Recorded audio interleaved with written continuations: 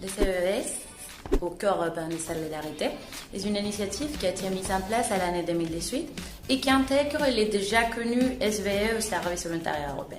La nouveauté de cette initiative, c'est qu'il y a des missions de volontariat collectif ou individuel, mais aussi il y a des stages, des emplois et des missions de solidarité. La finalité, c'est principalement de promouvoir la solidarité européenne et il s'adresse à des personnes qui ont envie de se sentir utiles, de s'engager dans une association ou un organisme d'utilité publique. Les thématiques sont hyper diverses et aussi ça permet de connaître une nouvelle culture, de voyager, de partager d'une manière complètement différente.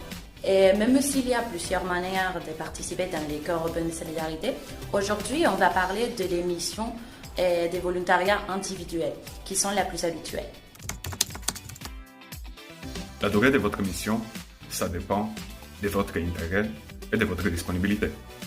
En gros, le Corps européen de solidarité proposait deux types de projets. Les projets court terme, qui sont des projets d'une durée de jusqu'à 2 mois, et les projets long terme, qui sont des projets d'une durée de jusqu'à 12 mois. Les projets long terme sont destinés à faire jusqu'à une fois par vie.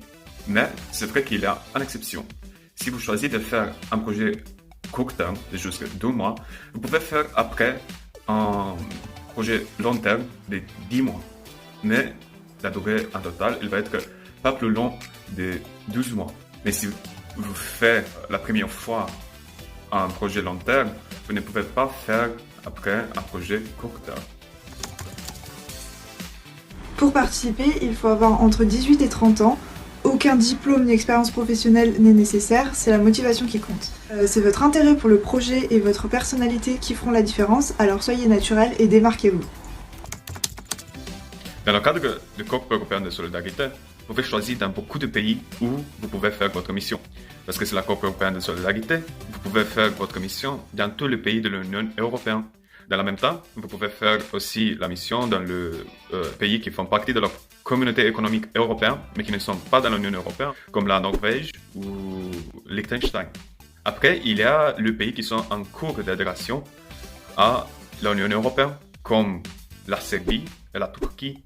Sauf ces pays qui sont en contact direct avec l'Union européenne, il y a beaucoup de pays partenaires, comme sont les pays de l'Est d'Europe, comme l'Ukraine, la Russie, les pays du nord d'Afrique, comme le Maroc, l'Algérie, l'Égypte.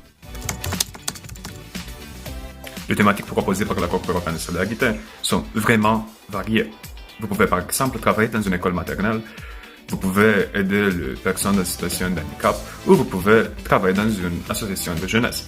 Une chose qui est vraiment importante, c'est que vous êtes toujours volontaire et vous ne pouvez pas remplacer un salarié. Les missions du Corps européen de solidarité sont encadrées dans l'éducation populaire. Le but, c'est d'apprendre de nouvelles compétences dans une manière non formelle. Non, le volontaire ne perçoit pas de salaire car dans le cadre du CES, on parle de subventions. Donc tous les frais sont couverts, c'est-à-dire le billet d'avion aller-retour, la complémentaire santé, les cours de langue et l'hébergement. En plus de cela, le volontaire perçoit de l'argent de poche pour la nourriture et les loisirs et le montant varie en fonction du pays d'accueil. Pour valoriser votre merveilleuse expérience CES, vous aurez le certificat qui s'appelle le Youth Pass.